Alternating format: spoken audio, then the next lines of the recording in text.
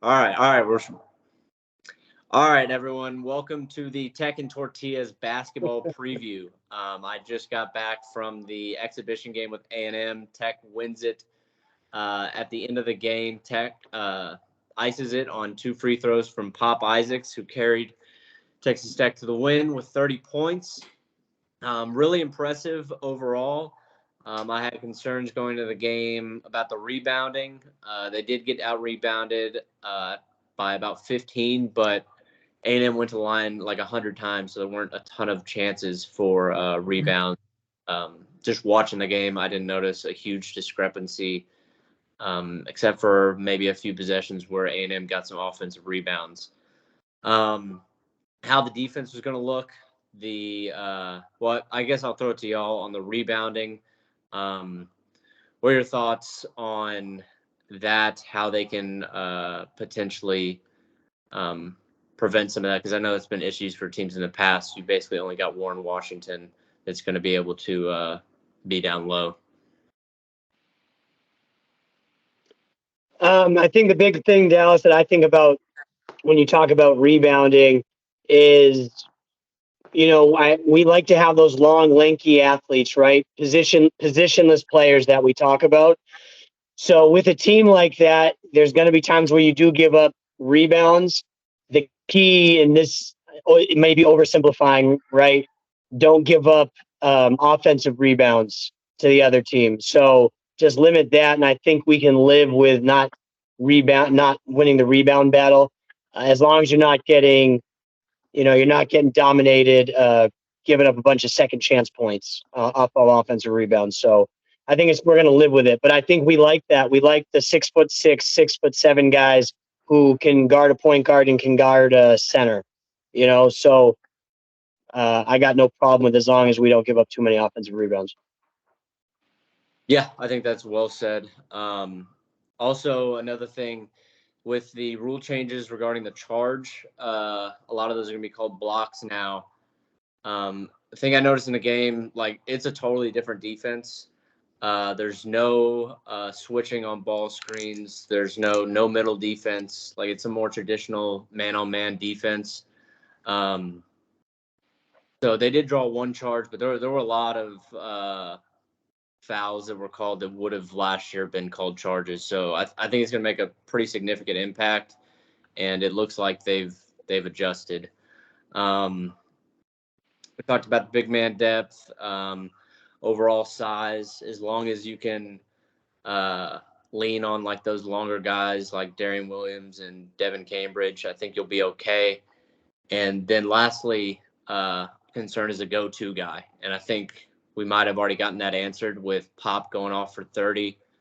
Another guy who might be a secondary go-to is Chance McMillan.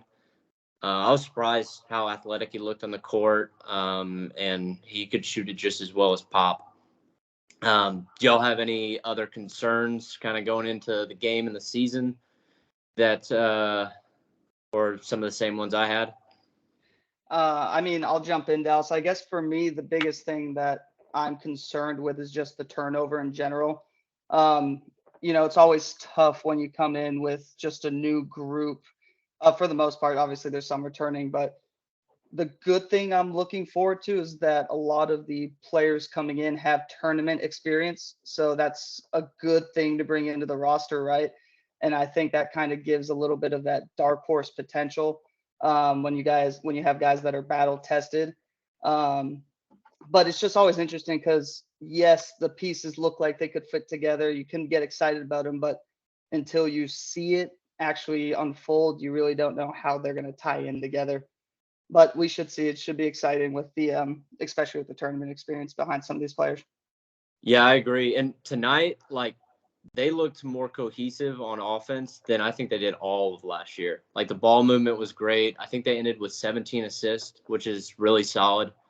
So I was really impressed, especially with all the new pieces, how well they moved the ball. And I think A&M had 7 steals. I don't know what the total turnover number was, but there weren't a ton of, a guy just being in the wrong place and then somebody throws it out of bounds. Like, it seemed to happen so much. Troy, did you have any other concerns with the team or that you thought? No, I think y'all touched on all of them. I really do like the brought in a lot of seniors too for this class, and so Dylan mentioned the experience. I think that's going to go a long way when we talk about that we may struggle on the rebounding side of it, is where you can limit like your turnovers and you have people that make good decisions, which is where somewhere we probably struggled a lot last year. And then the pieces that we did bring with the young guys, I know like Williams did really well in the at Nevada last year. So he's someone that, like, when you think about the younger core, it's going to be pretty fun over the next couple of years to see these guys grow together and see what they can do as we bring in additional pieces as well. Yeah, absolutely. Well said. Some strengths, shooting. I think we saw that immediately. In the first half, I think Pop was 4 of 4, 4 of 5 from 3, and McMillan knocked in like another 3 threes. Really, like, the whole team looks like they can shoot. Lamar Washington, surprisingly, I think he attempted 1 3, which he missed, but I think he ended the game with 14 points. Looked really confident. Looks like he's taken a step forward since last year. They've got just like a ton of guard depth. You've got like 5, 6 guys that you can roll out there and be really confident handling the ball. And then Dave Smart, I don't know if y'all know about the hire, but I think Mark Titus referred to him as the greatest hire in sporting history. He's the guy from Canada, right? Yeah, he won 17 of 20 national championships in Canada. Mm-hmm. Pretty safe to say that's a good hire then. Yeah, pretty solid. I noticed on the bench, McCasland, like he's a very animated guy, like during the game, getting the bench fired up and like talking to the players on the court. Anytime there was any break in the action, he was turning around, talking to his assistant coaches, talking to Dave Smart. I think he like really leans on those guys. So that was really good to see, especially with last year. It seemed like there was no cohesion on that side. Yeah, it's exciting to hear that, Dallas, because so touching on a couple of things, through these years that Tech basketball has been on the rise, and then obviously last year's stumble, something that has always been a little shaky feels like the 3-point shooting. It never seemed consistent, right? You had Kevin O'Banner, who we all love him to death, but if he wasn't hot, he was ice cold, right? Yeah. So it's nice to hear that we've got, from what it sounds like today, 3, 4 guys who are just hitting jumpers, hitting 3-pointers, which is huge. And then another thing too, you talk about the cohesiveness, and you and I had a separate conversation earlier today, but it's crazy what, a couple, for lack of a better term, a lot of things going on with the team last year, but a couple on top of that, people who maybe didn't want to be here can really bring down a team and just turn what could have been a good thing into such a negative. So we talk about, we have a lot of new players, but as Dylan and Troy alluded to, they're old, a lot of older players, right? Been there, done that. So they're more mature and they want to be here, right? They want to build something. So you put that all together and you're going to have early cohesion, especially feeling that way as compared to last year, which was so disjointed. So it's exciting to hear all that, especially for, me, right?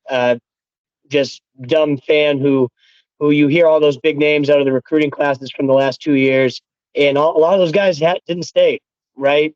A lot of the big names we've heard over the last couple of years aren't with Tech anymore. And we do a lot of different things to get players in, so that's good to see. But I've been very nervous about this year. So hearing everything you're saying today after watching the game, I know it's a scrimmage, but it's good to hear those things because I was feeling a little nervous coming into the season. Yeah, I definitely, I know it's a scrimmage and like coaches are tinkering with lineups, but being there, both teams wanted to win that game. I mean, it got chippy like at some points in the game, and they had to be separated, and like it was intense. It wasn't just, hey, like this is practice. They had starting guys and rotations getting lots of minutes. So I don't. Aggie will never admit that to you, though. No, absolutely not. This was just any old practice to them. They were doing us a favor. Yeah. Thank you. Thank you, A&M. Sorry. Tech showed up tonight. I mean, you couldn't really tell from some of the images I sent because everybody was on my side of the stadium. But if that arena fits like 8,000, Tech had like maybe close to 3,000 fans there. So they really showed out. There was it was a great environment to have a game. Some other strengths, Dylan, Troy, do y'all have any other thoughts on that?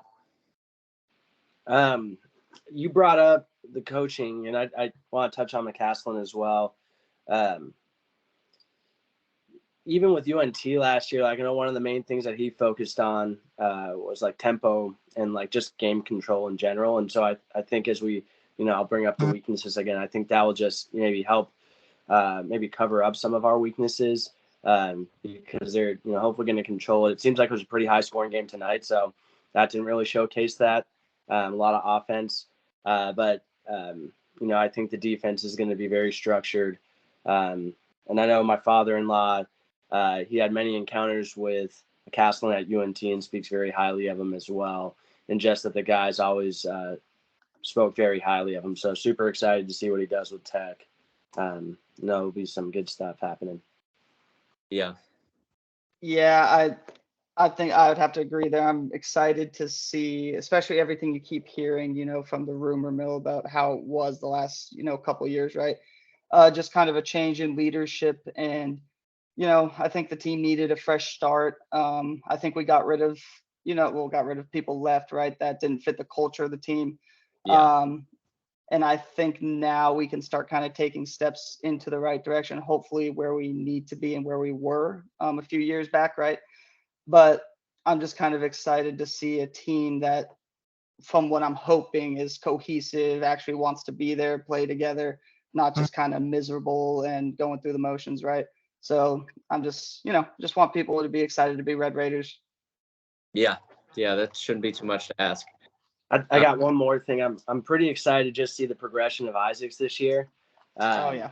You think about these seniors that came in, like it sounds like he's going to take a big step this year. And if we can keep him another year, you just start thinking what he can do. And, the 30-point performance today, the guy can shoot lights out, kind of reminds me of Trae Young a little bit. So just seeing him take like that next step in his Texas Tech career, like if we can keep him for a few more years, he'll be somebody that you'll think about 10 years down the road and just have, pretty fond memories of. So pretty excited to see what he does over the next couple this season. But I think he's going to take a pretty big step and be more consistent for us and be emerge as a leader for us. So well, and talk about someone who, if he stays, could carry the brand. Yeah, I mean, I think that's well put. Like, if he's here all 4 years, like he could go down as a guy that like you always talk about when you talk about the Tech greats. The biggest thing. Odiase, Mm-hmm. Yeah, I think the biggest thing I noticed tonight was he can get his own shot like a much better, like attacking the rim and just off the dribble, being able to step back, hit threes, just creating like a little more space. Like he looks more explosive. And like I think people forget all last year, like he didn't have an off season because of a hip injury. And I think that really helped him get stronger, like in his legs and stuff, having a good off season. So that'll definitely be excited. Like he flashed some all first team Big 12 potential tonight. So with that, we'll jump into the schedule. I really like what we did with the non-conference schedule. One of my big gripes the last few years is you've got like way too many teams that you're playing or that are like bottom 30 in the net rankings. I went ahead and I know net rankings aren't out yet, but KenPom came out with some net rankings or their own rankings, and I compared them to the season-ending net rankings of last year. So this will kind of give you like a rough estimate of how many net or quad 1, 2, 3, and 4 games we'll play. So quad 1, we've got lined up about 15. You could get 1 or 2 more in Kearney that you play. And quad 2 is That's a big jump up from last year. You only played 2 quad 2 games. Quad 3, you only have 1. But quad 4, you have 7. 4 of those are right on that borderline of being a quad 3 versus a quad 4 game. And you can kind of see that in the average KenPom ranking. Last year, it was 220. This year, before accounting for some good teams you'll face in the later rounds in your non-conference tournament, it was 178.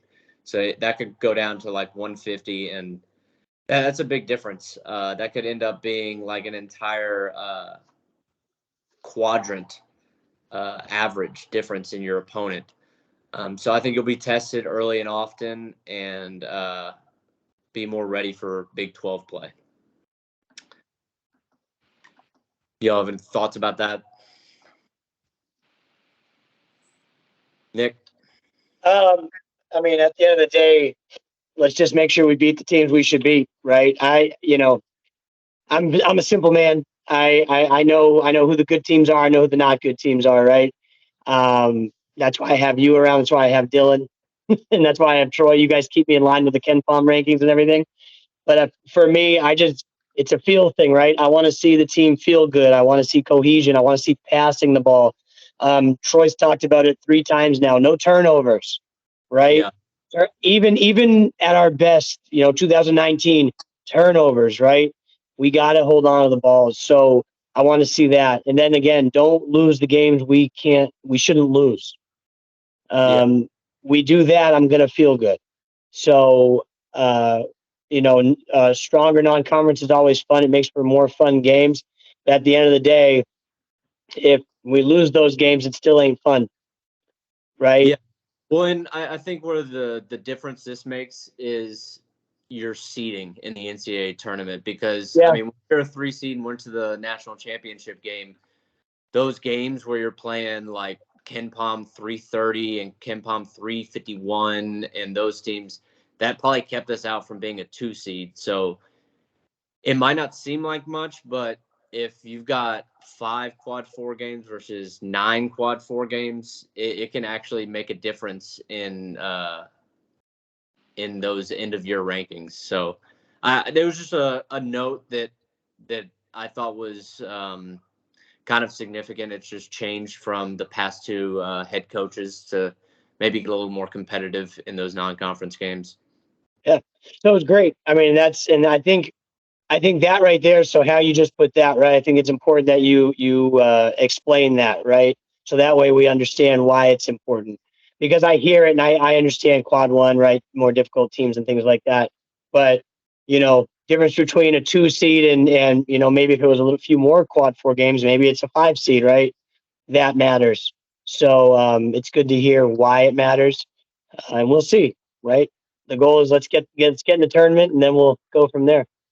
Yeah. Ultimately, it's replacing a bunch of teams that are borderline Division II teams with mid majors. So I think that'll make a difference when Big 12 play comes and when the tournament. Yeah, I like that call out, Dallas, to the point with getting to Big 12 play. I think there's probably won't be many letdown spots with Grant. I think he's going to have him ready to play more often than not, but getting ready earlier with closer to the caliber that you'll be facing in Big 12, not quite there in all instances, but they'll definitely be more so ready for it as they've been in the past. So excited to see how we kick off the season. And take these games and see how we can continue to build. Yeah, absolutely. Dylan, you have any thoughts on that before we jump into the roster? Yeah, so even the excitement around, like you said, scheduling, not necessarily the big games, but just better than what they were. And then also you got preseason tournaments coming in, right? I think that should be fun. We have the potential to play some pretty dang good teams there, right? So Yeah. I think it's always fun to get that kind of recognition as well, because it gives you that more tournament experience, which the more you can play in those kind of situations, I think the better off you'll be and the better tested you are for when it comes March. So I think Dylan, that will be.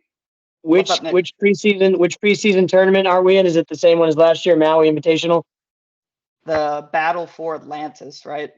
There we go. Okay. Yeah, so that's a good one because I think, let me see, Is that who was it? Villanova? North Carolina, Villanova, Michigan, Tech, Memphis, Stanford, Arkansas, and Northern Iowa. So yeah, So good probably teams, gonna right? get 2 quad 1 games on top Yeah. of Nova game. Well, Yeah, and two quad. the winner gets to take Atlantis, so that's also a benefit. Well, yeah, they find Atlantis. Yeah. We've been looking. It's actually played on Atlantis. Huge for our research. Huge for our research section of Texas Tech University. So big time if we win. But yeah, I think it's not only those quad 1 games that you said, like if we do well, but you also get that experience of playing a game one day and then maybe a game the next, or within 2 days against 2 teams that are quad 1 quality, right? So I think that really helps in getting this team prepared for that kind of stuff, get paid dividends at the end of the year. Yeah, absolutely. Okay, roster. I'm just gonna start at number 0 and work down to number 35, Devin Cambridge. We'll start with Chance McMillan. Tonight looked great. I mean, he was your second best scorer. Can shoot the ball really well. He might end up being your best 3-point shooter. I believe last year he shot 45% from 3. And I mean, to me, he looks like a more athletic Davide Moretti. That's kind of what he reminded me of. Like, the guy has hops. He can stay in front of the defenders. There were even some small ball lineups where he was playing the 4. I think they had Devin Cambridge at the 5. And this was obviously kind of weird with everybody getting in foul trouble. But Cambridge was playing 5. He was running the 4, and he was holding his own, like, down low. Like, he's not a super thick guy, but he's just, like, crazy athletic. So, really unique player there. Lamar Washington, I thought, took a step forward. He looked really impressive, scoring double-digit points pretty quietly, honestly, but just made the most of his minutes. Pop Isaacs, we've talked about him a lot so far. I think he's your go-to guy. He's going to be your lead scorer. The team might kind of ebb and flow with him and how he plays. Demarion Williams, he didn't see the floor a ton. I don't think he got up a shot. We'll see. That was an Adams guy that was brought in and didn't play under Adams last year. So that's from the guys that you mentioned. Who was primarily bringing the ball up? Because I know the first 3 were guards. So I haven't gotten to Joe Toussaint, but Toussaint and Pop Isaacs were your primary ball handlers. And Okay. Toussaint didn't, I think he had maybe 6 points, but was really good just like getting the offense like going and making the right passes. Like, he's an older guy from West Virginia, and you can tell like he's a mature dude, like wants to just get his teammates involved, and had some plays like near the rim, exploding to the basket, and a good on-ball defender. So I could kind of compare him to Harmon from last year, but I think he's a little bit better defender, maybe not as great driving to the basket, but I think he'll play kind of a similar role. Pop was the other guy taking the ball up the court. His handles looked like they improved. Every aspect of his game looked better, and against good competition. Then you have Jack Francis. He didn't get on the floor tonight. Neither did Drew Steffi, the freshman. Kyron Lindsey was on the floor a little.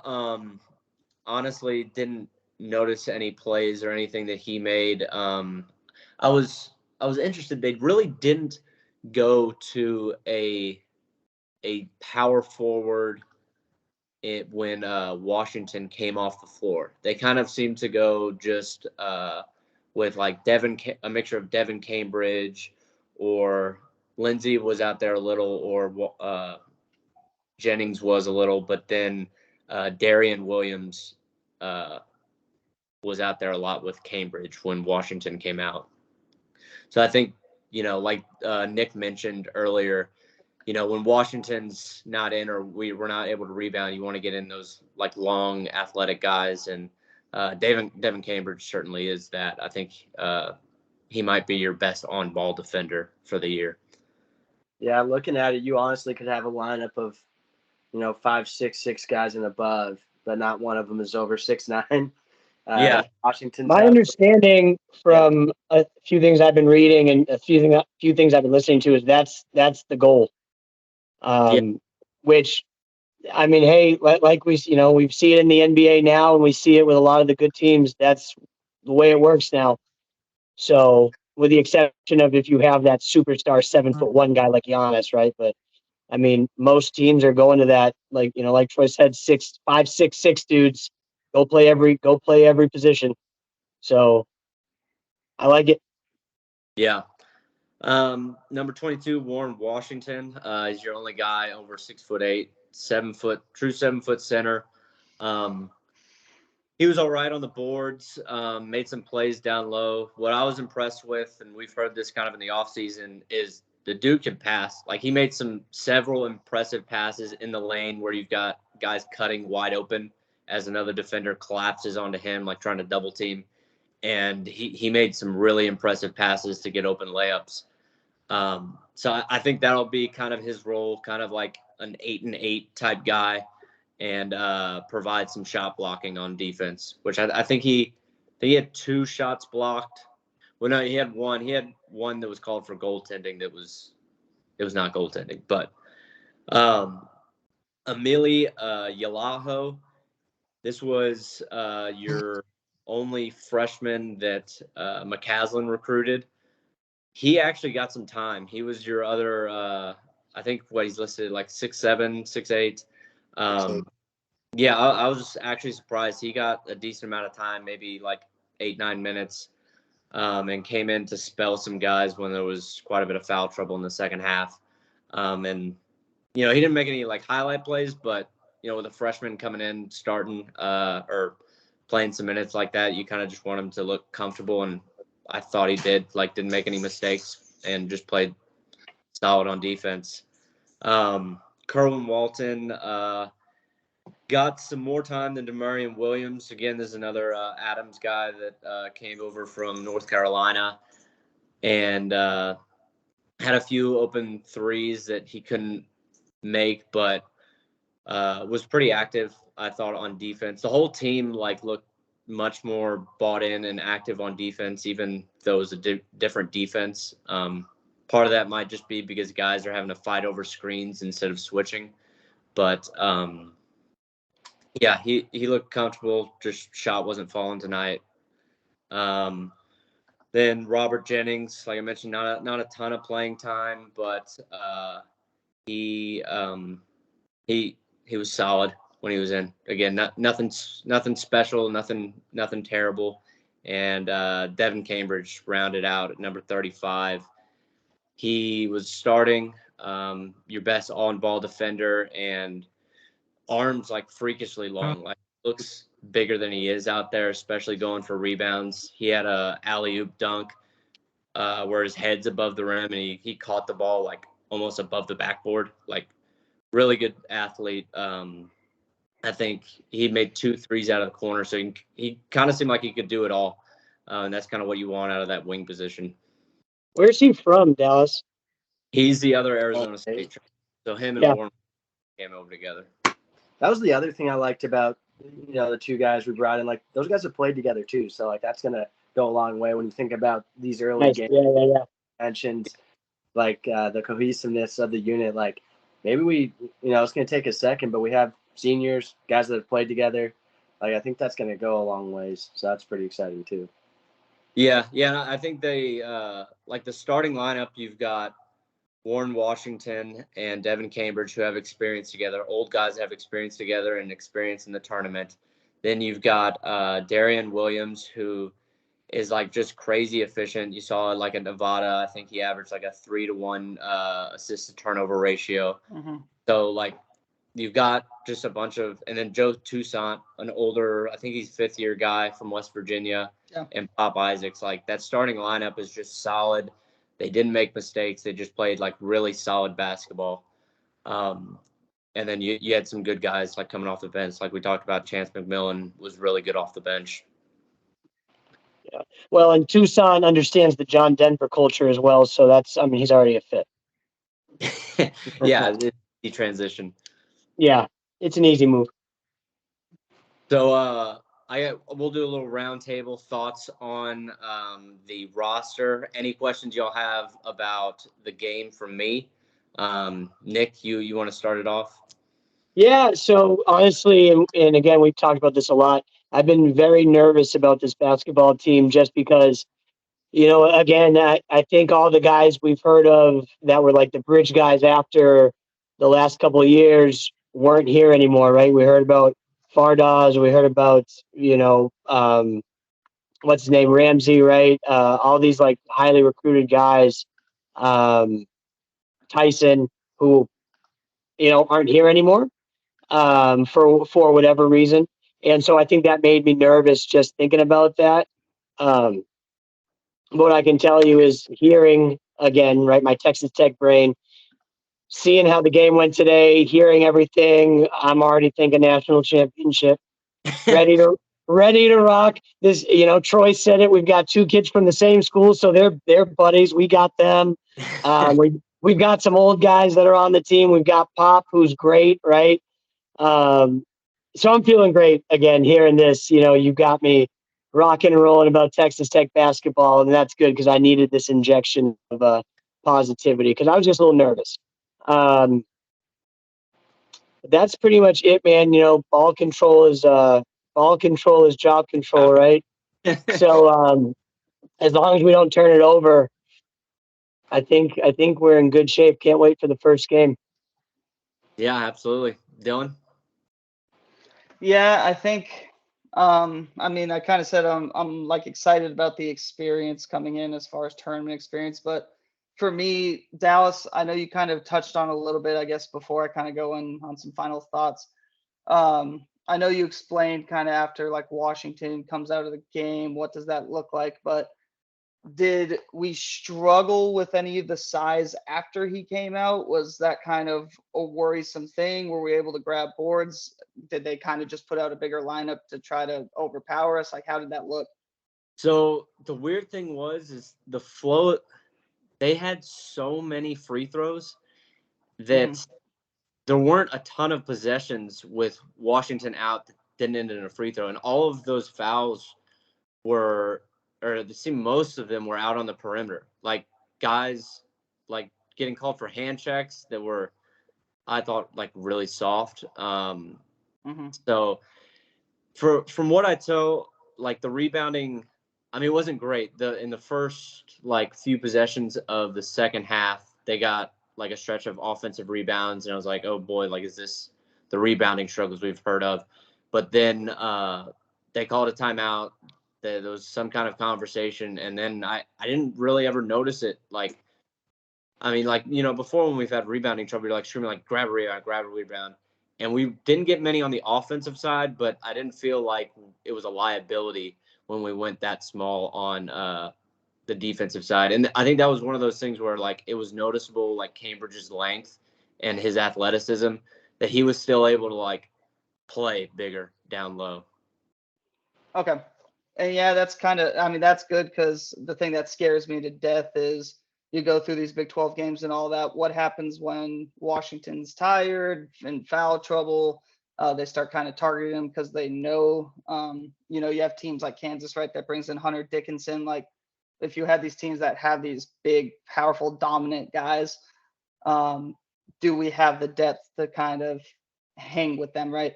Because other than that, I think we have a lot of versatile, wings / kind of forward depth that can kind of interchange different positions, right? But it's the size that worries me.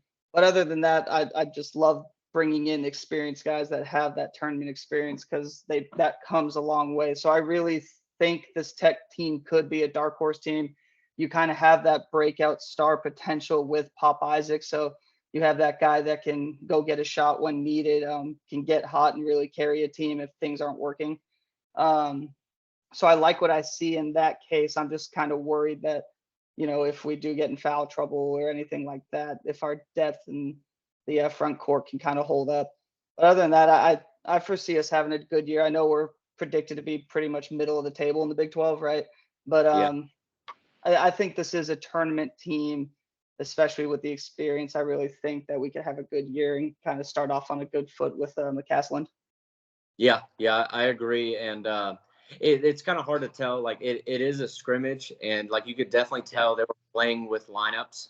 So like McCaslin might have seen Washington going out as like, okay, like this is an opportunity to maybe like try this lineup out, that lineup out. I'll be curious to see what it's like in the regular season when that actually happens in a live game, what they do. But there weren't any like huge red flags from what I saw on that. So, Troy, what about you? Yeah, the guys already touched on a lot of the points that I had, but you mentioned defense. They seemed like they were playing harder. I think that's just a way of our life now, which is good. It kind of brings you back to the Beard years, right? They just hustled. They hustled hard, and they played hard.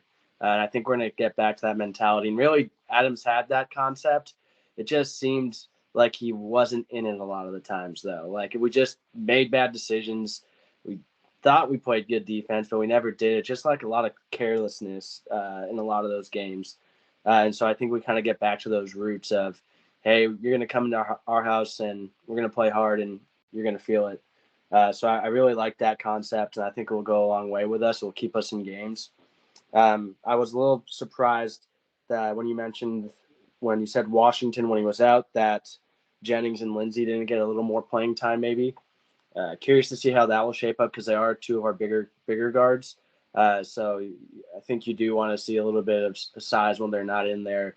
But if these guys are all really good athletes, maybe that's not an issue, which I'm sure they're going to figure out the lineups in general. So the other piece that I really like that you said with Toussaint, Cambridge, and Williams, I really can't stand turnovers. And it sounds like these guys are good decision makers. Like, Yeah. I hate turnovers. So don't do them. I hate sloppy ball, but it sounds like these guys are good decision makers, and bringing these guys in, you're going to clean up a lot of that, and hopefully some of the other guys catch on some of these good habits. I think you mentioned Harmon, you touched on it. That was one thing he kind of struggled with, was like if he wasn't hot, he could honestly turn the ball over a lot, and it was like okay, if you're not on a 8-point heater, like what are you to us? And so when you think of a senior leader, I really am curious what Toussaint's going to be for us. He's obviously Big 12. He's been in the Big 12 before. Has played a lot of games, tournament tested. Played with Huggins, right? Was coached by Huggins. So excited to see what he brings to the table. The last point I'll touch on is the 3-point shooting. That's honestly going to 3-point shooting and defense, right? Those things are going to keep you in games. When you think you're out, when a team's expecting to play us, it seems like we've got a decent amount of 3-point shooters on the team this year. And so that can always kind of be a haymaker for some people. And so, hey, Troy, real quick, guys, I got to get out of here. Thank you. Wreckham. Going to be a great basketball season. All right. See you, Nick. Yeah, thanks, guys. But excited to see how the 3-point ball will change. And we had some of that last year. It just didn't feel like it was all that consistent all the time. So kind of the last point I wanted to touch on. Yeah. I think those are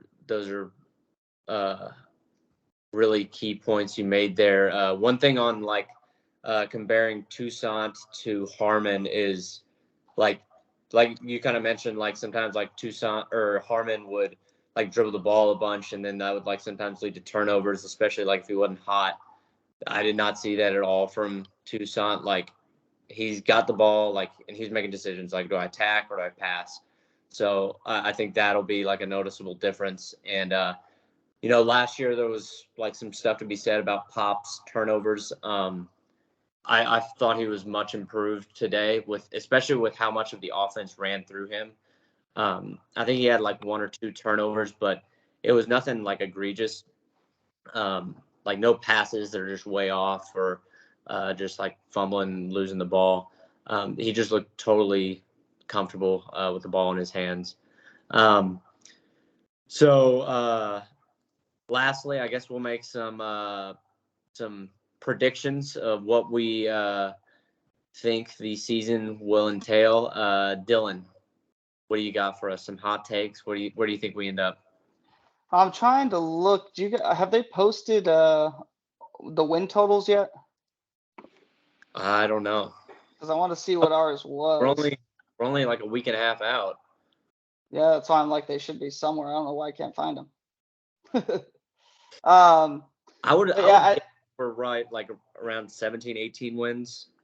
Yeah, and I think, I mean, I could go hot take, right, and say we're gonna, win the Big 12, obviously win the championship, because that's gonna happen. But I'll go ahead and just, I think we make a tournament in McCaslin's first year. I really think this team's gonna finish hopefully in the top. I think we can finish top 6 in the Big 12, somewhere around there, which would be very good, right, with the amount of talent in the conference. Probably be bubble team most of the year, maybe hopefully a little better. I think we can compete. We got the experience, like I've been saying. So my prediction is we do make the tournament, and we're going to make a Sweet 16. I like a team that brings a lot of tournament experience into a tournament. I think that can get undervalued a lot when you have all these freshmen, highly recruited talent coming in that everyone falls in love with. But when you see these teams that have a lot of veterans that have done it before and been in these situations, they tend to do a lot better than what people expect out of them and outperform their seed. So I really think that could be us if we make the tournament. So I really do. I think this is a Sweet 16 team. Yeah. I think we got some. But Floyd, you have yeah. thoughts? So last year we went 16-16, right? I think that was with a lot of turmoil and not great stuff going on in the program. I'm excited for the guys that stayed. I think that it's a good young core, and excited what we can do to build with them. You brought up Lamar Washington a lot. Like, that was someone who last year I wasn't, when there were, I believe he was one of the ones, there was rumors that he may leave or may not. And then when he stayed, everybody was super excited. And so there's a reason why. And so I think that young core that we have is going to take another step. I think this is going to be a good year for them. I think with the talent that we brought in, that's going to go a long ways for us. I think we can get into the tournament. I think we probably want to have a couple more wins than last year, maybe around 18, 19, 20, somewhere around that area. It's just the Big 12 is, you look at it, and it's just so tough. And we're going to have to win our home games, get some that we may not be favored in, right? And that'll probably happen, a decent amount this year. And so you got to take care of home court. Fans got to show up. That'll be huge for the Grant and the team. So I think as long as we can get some of those games, we can get to 18, 19 wins. And for sure, to your point, your first point with the amount of high quad games that we'll have, it'd be enough to at least get into the tournament. But I think we can get there. I think we're going to see a lot different items relative to less turnovers. I think we're going to be a lot less frustrated watching these games, which is a good thing. And so feel cleaner, and it will give us a building block to go into another years down the road with Grant. Yeah, I agree. Troy, you use I think going. I think. There we go. Okay. So yeah, I'll get into my preview. I think we finished 5th in the Big 12. We've got actually kind of a favorable schedule. We don't have to go to Kansas State. We don't have to go to Kansas. You get 2 games against UCF, who should be the worst team in the conference. Maybe this is a little wishful thinking because I just watched the team beat a top 25 team. But, man, they looked like, for a team that hasn't been together, like they got like a lot of new faces on the team. It feels like they're already miles ahead of last year. Like, they just look so much better and so much more they just played together so much better. I think I agree, Dylan. Make a Sweet 16. I think you finish around 5th in the Big 12, and it's great. If you do that, it's a hell of a start to the McCasland era. Yeah. During what he inherited after the last tenure. So with that, I'll wrap it up. Thanks everybody for listening. Make sure to like and subscribe to Tech and Tortillas. We'll have a lot more content coming to you with previews for basketball, recaps for basketball once that starts, as well as continued coverage of the football season. So make sure to subscribe, follow along, and wreck 'em.